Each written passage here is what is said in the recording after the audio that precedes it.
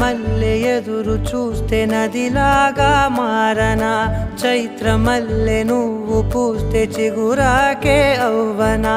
నన్నే వరించే యువరాజును అంట నీ యువరా